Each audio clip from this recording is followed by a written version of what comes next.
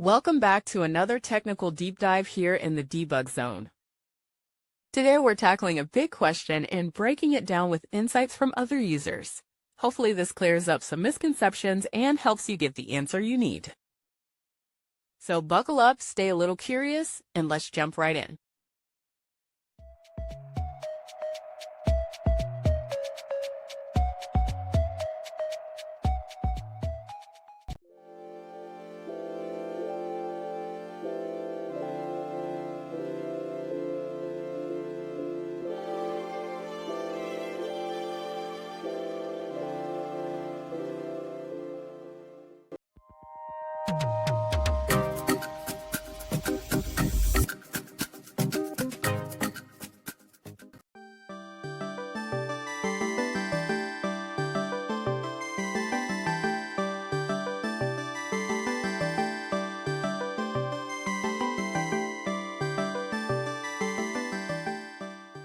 And that's a wrap.